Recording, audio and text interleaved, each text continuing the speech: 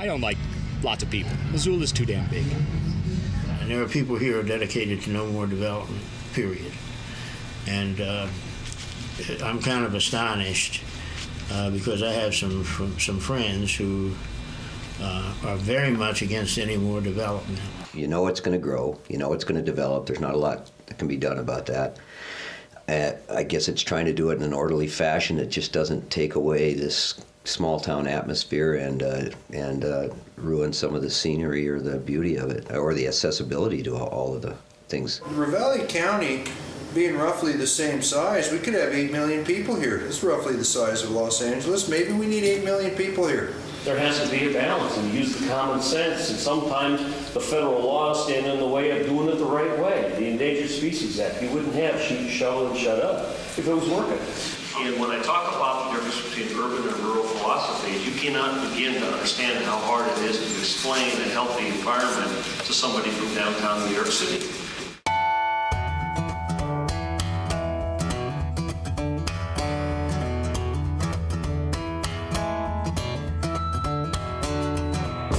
I'm happy with the wilderness. It just ought to be managed. It has to be managed. We need fire in the wilderness. You can start it in April when you have people to watch it and it's moist and it's going to burn slowly, not burn down the mineral soil. Or you can wait till August where Mother Nature starts 100 of them at once.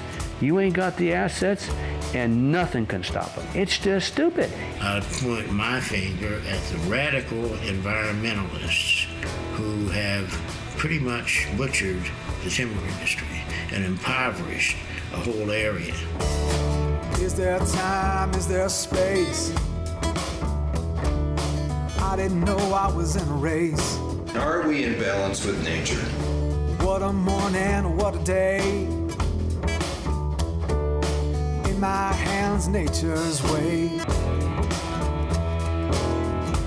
You know, this is my land. Well, yeah, it is your land, but don't you have some responsibility? You know, we're just going to trash it? The Endangered Species Act is a tool that was designed and has been implemented to take control of land. That's all it is. With this hammer and with this nail, up the mountains, winding trail, flowers bloom in the bitter root. We're gonna see how the shoe fits the other foot. The other foot. I think the key word here is stewardship. I hear the scream of 1,000 teeth.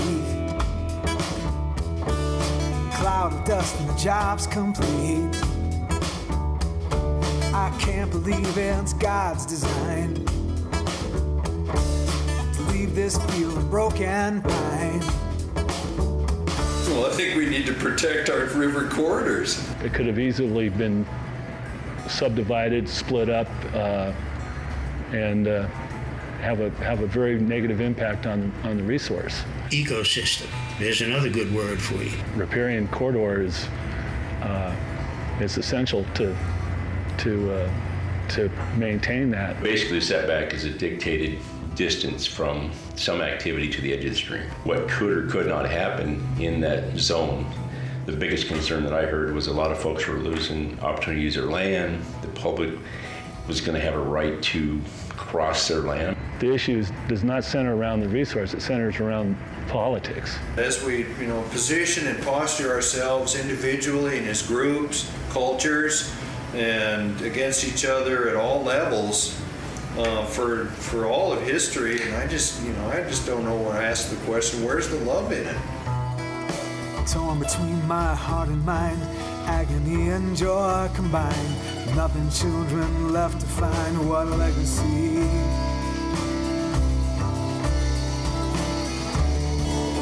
To leave behind.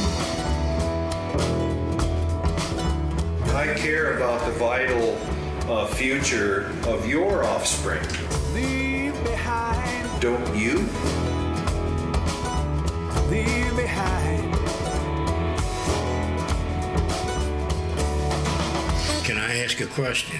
Who decided that no species should ever be allowed to become extinct? Well, Darwinists insist that humans evolved from species that no longer exist. how does it make sense for those same people to claim that all species should be saved? If that had been the case with the species humans evolved from, would human beings be what they are today? That's the attitude. Oh, we don't care about no future generations. They're not here yet. There are species, I would venture to say, that existed and became extinct, and we never even knew about them. And what impact have they had on us? I don't know. How can we sustain ourselves? How can we create and maintain a vital Earth community of human beings and all sentient life? The ultimate solution is everybody's got to, talk. It's a mutual respect deal, and if it doesn't go both ways, everybody loses.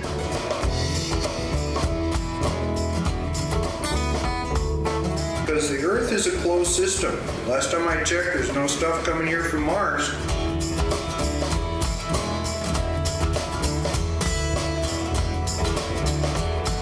Because there are people that care about where they live,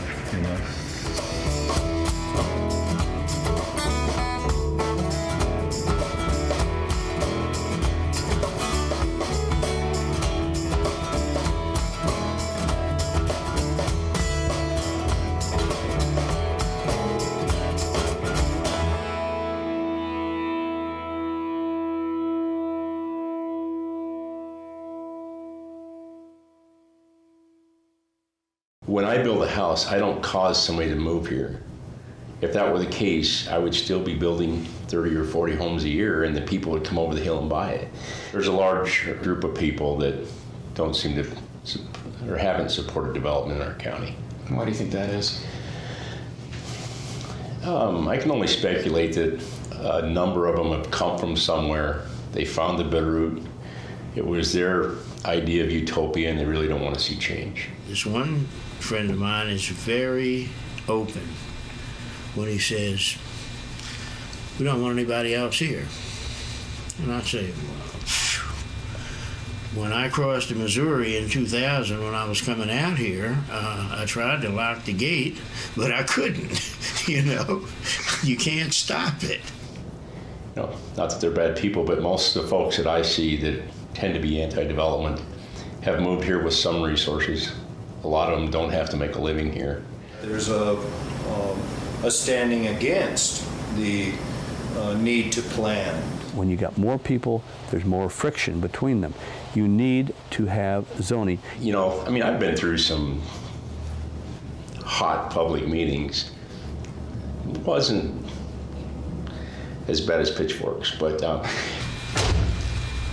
to keep a watch on these so-called elected officials. Section 76-2-311-1, which says, this is a thinly veiled attempt for government to take over the rights of people. We can't. okay, good, do it. Am I clear? Or And we're rising up, just to be honest with you. the city of Hamilton strives to make its government operations fully transparent. You are not going to tell us what you're going to do. The only reason that we get more laws is so they can put more people doing stupid things that they don't need to do. The idea was presented into the community and was rejected wholeheartedly. Ultimately, ending up with our growth policy being thrown out on its ear by referendum. The reason we don't have zoning now is because the county commissioners blew it. They got some crazy liberal tree huggers out of Denver to do the plan. These people wanted you to only plant native plants. This community has historically been very staunch about preserving what people perceive as their rights to, when it comes to their property. And it's not uncommon to hear people say, well, last time I checked, it was my name on the deed. If my little piece of 8 acres is in that donut, There is no doing it. or whatever that land is, right, we annex into the city. There is no annexation plan. You are making decisions for us that we have nothing to say about, and it's wrong. Am I gonna be allowed to build my blacksmith shop? That's all. I got a permit 2 years ago. I'm building the thing. That's what I need to know. So I can build my blacksmith shop and go on my merry way. Absolutely. Thank you. Good deal. I'm out of here. Have fun.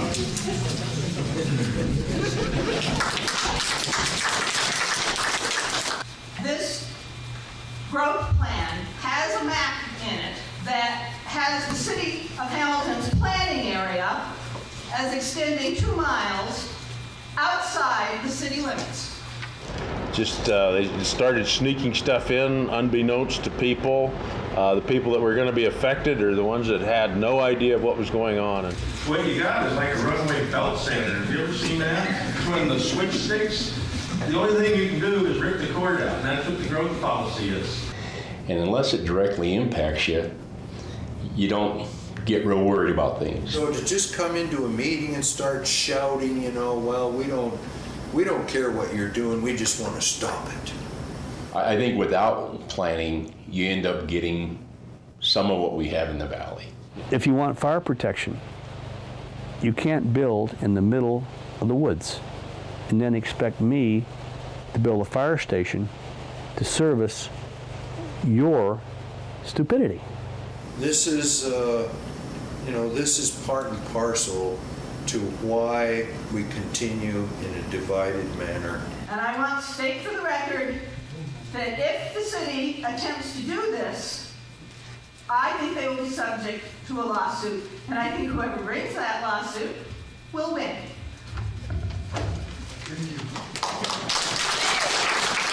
We can all get really emotional about what we feel is important, but if we can discuss the issues and try and come to resolution on what's best for both sides, both parties, I think that'd be best for our community, So. Most people on opposing views, especially politically, they don't really listen to each other. They wait until the other side finishes making those noises that they make so that they can say what they want to say. It was a travesty. So the will of the people being usurped. They were clearly not in favor of the subject matter, which was zoning, and the vote went totally against them, even though that there's plenty of evidence to support the masses not wanting what they were proposing. The council has never discussed zoning. The growth policy has nothing to do with someone's intent to zone. They today opened the barn door, and the horses are now out. Will end up in much higher taxes for everyone. We're elected to have a 50-year horizon. The decisions we make here should be something that looks out to the horizon. Does this kind of thing happen a lot here? Absolutely, continuously, and the legislators will not listen to the public once they're elected, especially the liberal Democratic legislators. If you contrast that to the constitutional liberties that we had, as I had as a child, and all the things that went along with it, which were based squarely on the Constitution, there's been a dramatic change. First, I don't think we have a lot of extreme left or extreme right. I think the extreme left and extreme right are probably more vocal. I would almost think you have maybe 20% far left, 20% far right, and I would almost think more than half of our population would be in the middle. No, there's a movement going on in Ravalli County. It's called Celebrating Conservatism. The mainstream media and the people that want to create these changes always make the honest thinking citizen think that he's the only one out there that has that kind of an opinion. There's a lot of people in this country that just do not believe what's being told them anymore. We're all liars at some level, telling people things to make us seem important. And that's what I call creating virtual ground. And so we do this at the individual level and we do this at the group level. And we go off and say, well, we believe in this and this and this, and so we're coming over there to help you get it, because you need it. We hear something, we get it out on the grapevine, quick. And I think the internet is what's screwing up the powers that be that are trying to corrupt the world, and they can't edit the internet at this point yet. But I always say, you know why the internet's so successful? Government hasn't figured out how to screw it up. The biggest challenge with running an independent paper, would be really the corporate competition, I would say. And you have a news media that basically shares the same interest as any other large corporation, like your pharmaceuticals, that share those same interests over a lot of issues, simply because they too are a huge corporation. What we try to do is get people with different political views to send letters or articles, and as long as they fall within the confines of our editorial policy, which is very forthright. But I've never been a joiner of parties, and so I don't know if that's helped me in my position by having people not immediately identify me with one party or another in their disputes or whatever. You know, a Republican or a Democrat, independent, we have these different views, and so I believe they come to the table with their own agendas to push their manners and styles of their beliefs into the community. I don't believe there's any conspiracy with the paper and us, because I don't think the paper cares about us as much as they're just going to print some stuff. So I don't think they're covering up anything. Independent, once again, is an important word there. It's not really being guided. No one's really got their thumb on it. I look at the people who vandalized my distribution sites, the people who went on the Ravalli Republic website and talked about how they went to people who displayed the first edition and threatened them and told them that we're going to boycott your place of business if you keep showing that thing in here. You are very, very weak in your ability to argue your point if you have to deny people the ability to read something that you don't agree with.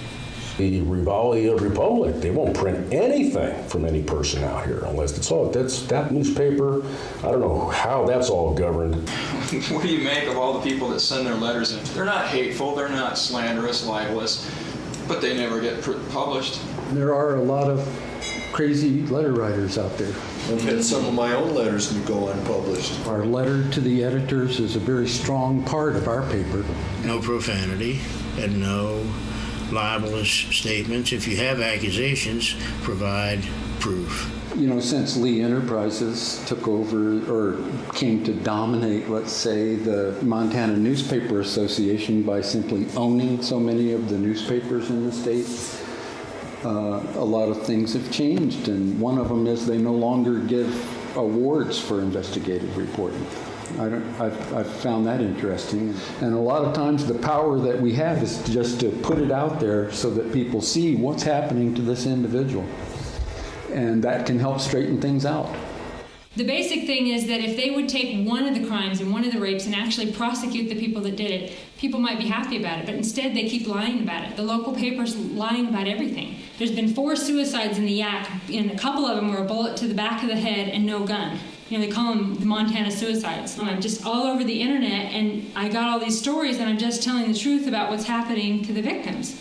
I wished it was a year ago and I didn't know this stuff.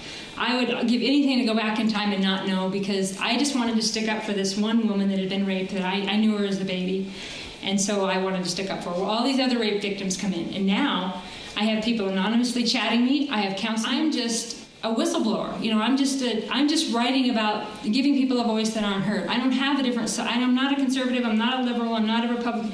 I mean, to be honest with you, let's come out here. I've never even voted. I don't vote. I just blog. At some point, you're going to lose it, and we will have to take you down. Yes, that means just what it implies. or somebody is going to get pissed off enough to shut you up permanently, I hope I'm there to see it. So it's definitely somebody within the city court or the district court level system that's stalking me. I've proved it every day, but they know they're above the law. They must know they have the sheriff in their pocket. They must know they have the judge in their pocket, because they are not afraid. And I took it to a local judge, and she refused me an order.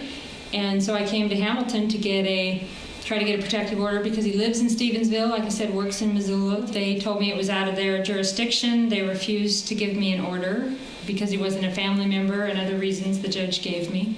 I thought I'd try Hamilton, but I'm not getting any help here either. So I'm not the type of person to just hide under my bed while bad things happen to other people.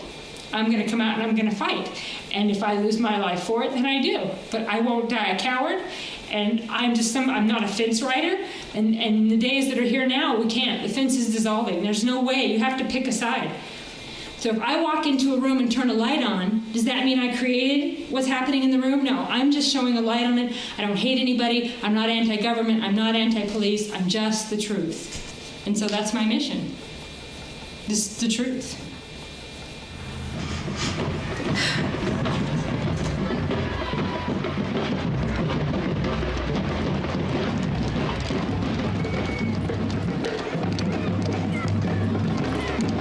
In any town in the United States, where you're going to see patriotism in a parade, but the real problems that area might face isn't exposed, and everyone feels good after the experience because we're showing our true colors and our patriotism. However, some of the participants in the parade, and obviously some of the people viewing, may have had judicial issues, law enforcement issues, and have no idea, because they have no context in our area, that that's a major problem and their rights were infringed upon. And by interjecting patriotic things like parades, it further normalizes the problems that we see in our specific area and possibly in other areas of the country. They beat us with our own flag. You know, obviously we want to pay tribute to those who served our country. However, for the residents here, it's just a renewal of the obligation to continue on with the way things are, not knowing that things can get a lot better.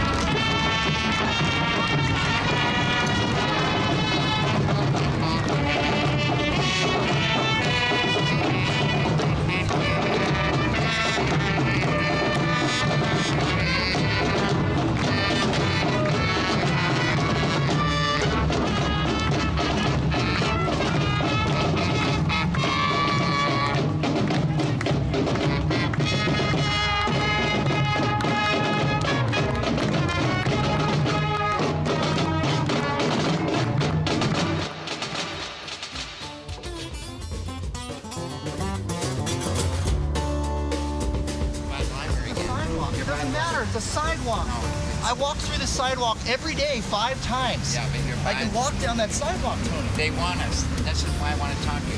They're trying to get us. No, we're going to do it and we're going to win. I was going to ask her if she was afraid. You're not harassing if you don't even talk to them. I was going to talk to the camera and go, she is afraid, she won't give me her name. Did you ask That's all I was going to do it? They'll have 5 cars here and they'll take us. Doesn't matter. If I'm on a public sidewalk, and they will take the I can camera. do jumping jacks. And they'll take the camera too. I can get damn near naked. We don't want to do that. Good guy. Hi. Hi there. Is Snavely in? Would you be in the library this time? He'll be right with you. Thank you. Awesome. All right. Reading this letter before me, the library director has no legal authority to remove a patron's privileges. This is found in Montana statutes as MCA 22-1-311. And basically, I talk about how she violates giving you guys false information with that letter, which continued today. And it says, at no time did I ever cause a disturbance, nor was I ever asked to leave the library, which is on your letter, part of the requirements to finally remove their privileges. I was never asked to leave that library. I see this as 2 possible counts as false information to the police. One today with our contact, and the other one with that written correspondence that was sent to your department. Okay. Let me just tell you the information I got today from Ms. Langstaff. She said that she has given the authority to affect all policies and rules by the board as the director of the library, meaning that she has the authority to trespass you from the library. That's not genuine. I'm just telling And you that the didn't board come from the apparently board. has given her permission to do this because that's what she's telling me. Okay, I'm sorry. The board has to do it, not her. It's very clear. There's nothing in this document that says anything about a library director. It says a board. I know what's going to happen here. Nothing's going to happen, and then they're going to send me a letter banning me from the library, even though there's a sworn affidavit. I'll bet money on it. I brought a letter about your police department, about this area, to the president. That's why I got banned, okay? I have no involvement in that. Why did the library director bring a book here? Based on the letter, it is trespassing, okay? Based on the letter, it's a crime. Okay, I'm not going to argue with you. You're not going to do anything either. So here's the deal. I'm going to warn you right now. Warn me? I'm going to warn you right now. Don't go back to the library. Until you charge her with 2 counts of giving false information to the police. Here again, I'll let you finish now and I'll speak. I haven't been to the library, sir. Don't warn me. You don't have to warn me, okay? Please uphold the law. Okay, I'm going to warn you. Don't go back to the library or the grounds. It's library property, or you will be charged with trespassing. Okay? Why? Because you've been given a letter saying that you're not allowed on the premises. Let's leave. Okay, let's go. Thank you very much. Not a problem. You believe him? No, yeah. He said right to me, don't go there. He swears an oath to uphold the law. It's like, can you not read, officer? Can you not read? You know what I should have said to him? I want to warn you. I'm going to be your boss in 6 months, and you're done. You failed your oath of office right in front of me. Bye-bye, Snavely. This is why we need to vote, so we can get this crap out of this town. So you know what? Screw this library. They're going to be mine in about 6 months. This is why I'm working hard. This is why I'm running for mayor right here. No problem. I'll just work harder on getting more votes. No problem. Several weeks ago, he presented us with this binder, which is a letter to Barack Obama written by, is it Rob Pilkey? Roy Pilkey, and requested that we add it to our collection. We're trying to bring about change. So, A good spot for you? And we are You can sit. recording you just as part of what you are saying for this document. this is just public comment. I'm not saying anything special because there's a camera on. Yeah, okay. I'm going to say this is definitely creative nonfiction. It's not something I would, present, but it's not unfactual. There's been some pretty unfortunate things that have happened in our area, and my friend Peter, also known as Roy P., has put this into writing. Thank you. Okay, good. So you're happy? Yeah, with what we're absolutely. going to do? Hey, great. Thank you for Wonderful. upholding. This is a First Amendment issue. I want to say that very clearly. Well, thank you for your time. Thank you. Thank you for being interested in it. All right, you too. Okay. It will continue. Yeah.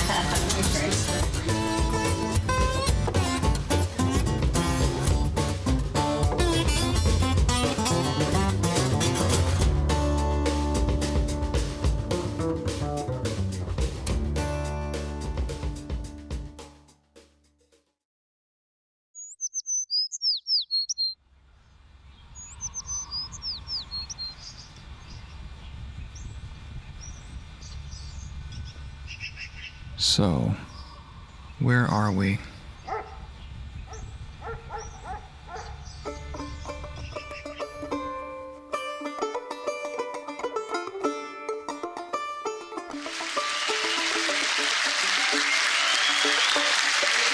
always thought that Hamilton was kind of schizo because you got extreme liberals and extreme conservatives and kind of nothing in between at that time. It was really fun. And the letters we got were really fun because we didn't know how to answer them. You're immediately offending 50% of the population down here. But yeah, I got to tell you, Ravalli County is one of the most unique counties in the whole state of Montana. It's fun to come down here. And we are truly a reflection of society.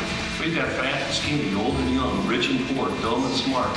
There is no literacy test to us, for goodness sake. We are kind of a reflection of you, you know? I don't believe the Constitution is something that can be debated or that is interpreted. I think it was very well interpreted by the founders.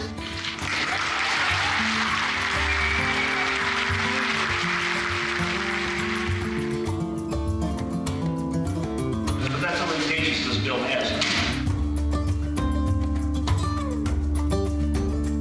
Are we going to destroy the best healthcare system in the world?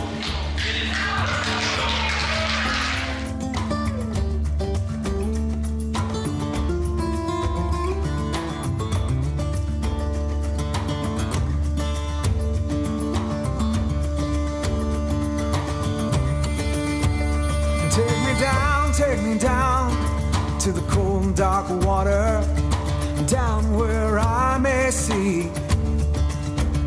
Take me down to the cold and dark river of my youth, it flows all the way to the sea. You know, what we face here is no different than what the world is facing. And, you know, we could start here. Let me swim across the current. Let me swim to the distant shore. Let me swim across into the arms of my lover, till this burning will burn no more. What I see happening in America today is urban versus rural. Let her strong arms, let her strong arms hold me. Let her strong arms hold me tight. Let her strong arms hold me till this shaking ceases, from dusk to the morning's first light. I have to agree. It's just urban versus rural. You know, it's not conservative versus, because it's so funny. I'm not, anybody that knows me know I'm so not Christian. I'm so not, you know, conservative. But those are the people standing up behind me. And I would consider myself more Democrat than Republican, but audacity for change my ass. I just want to thank this president. I really do. I love Barack Obama because he very quickly created a contrast of philosophies between them and us. Me. I could not have done it as quickly. You know, the constant bickering and fighting between the two parties is accomplishing nothing. And the two parties are so close together in so many things. I think we desperately need a third party.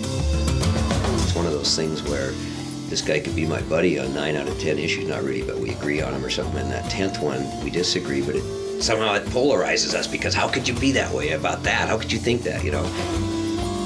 You know, global warming is the most monumental hoax that mankind has ever been subjected to. This is the beautiful but soon to be skinned over beautiful Bitterroot Valley.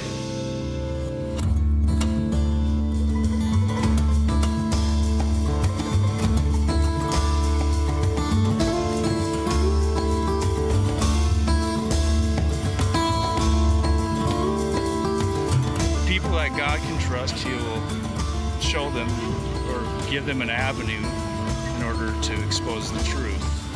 From the highest to the least, those He trusts, He will show those that are corrupt. End of story.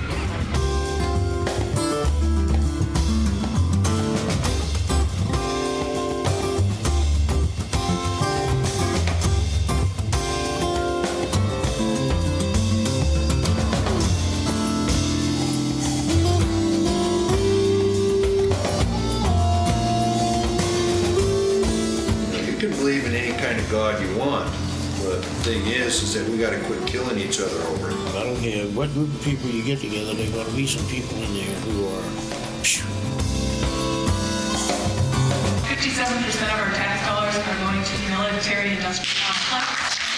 But we pay so much more money than any other country. We could cut the military by a fourth, use that money.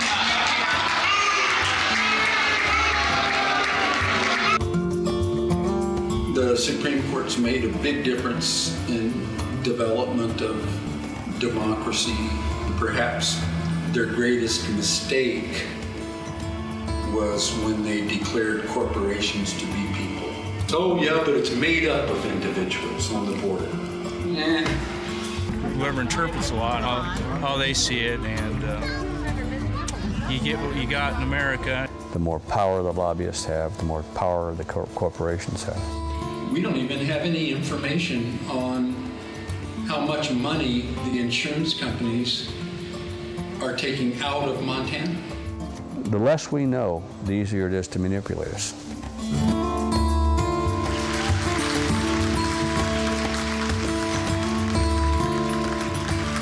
People have sort of boiled down the Constitution, into sound bites. Now, the Constitution just means my right to pursue happiness. Maybe the Alexander Hamilton was right, that only the intelligentsia and the landowners should vote. Only the landed gentry should vote. Only the landed gentry should vote. He might have been onto something.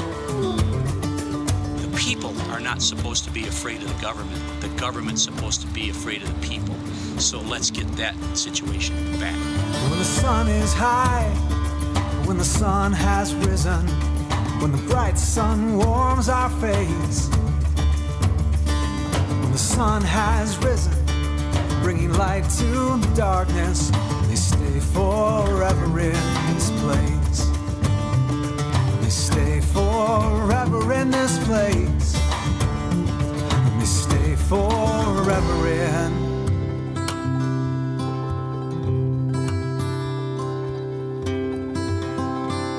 This place. This place. Blacks voted for Barack because of the historical significance of having a black man become president. And believe me, I don't downplay that. He is destroying the country because he is so radical and I think so anti-American. You know what? To regard President Obama as a Nazi is so wrong and degrading to everyone here in America.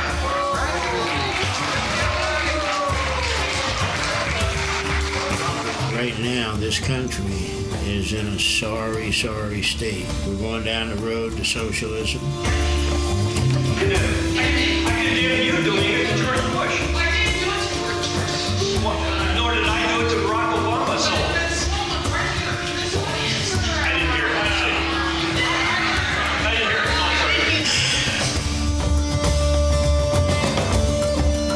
it. If our side loses, can't we try and support that person to do the best job possible, and then next time he's up for an election or whatever, try and get our guy back in there? But that's the other thing I hate. Somebody else gets elected and all of a sudden everybody's just trying to find dirt on him or trying to make up conspiracy theories, in my opinion, and instead of just trying to work with it.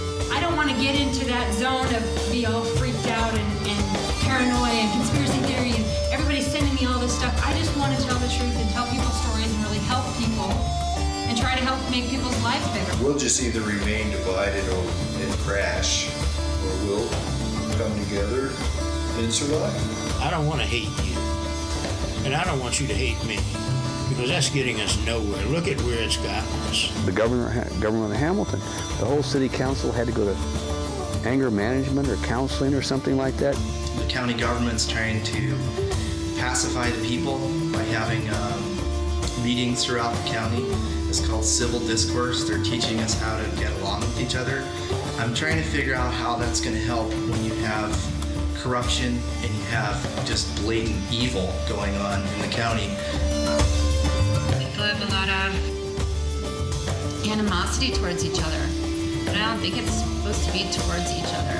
I think it just ended up that way because of some kind of scary oppression. And I think it's all about money. It's all about getting rich really quick and being in power. Being an American, and traveling all over the world, doing a lot of things, there were some things that I took for granted that I don't have here. The rule of law rather than the rule of men.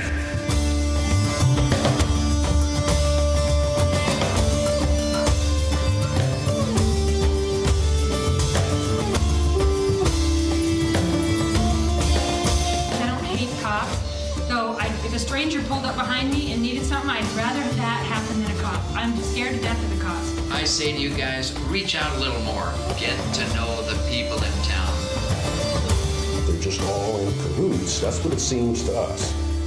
That from here, the large part of Helena, that they're just part of this big group. And once your name is on their blacklist, you're done. We the people, that's us. We've been labeled as terrorists nationally. We have been lied to for so long from every level of government that when you get right down here in little old Ravalli County and you see county commissioners who are viewed with absolute distrust. And I'm doing my darndest to make them very afraid of me. Because I got a big mouth and I'm going to use it. Evolving, aspiring to become something greater than we've ever been. I hope that things turn around for the good of the people in Hamilton, but I don't like the government of Hamilton. I don't know where to come down on it. There's a pungent south wind blowing in from the camp of continuance, tradition, the enemy of change. That's the biggest challenge in this community. You can't move forward when you're looking backwards. We're going to prevail without violence. There's no need for violence at all. Hopefully we all get the right things done to save Ravalli County and save Hamilton, I hope, you know.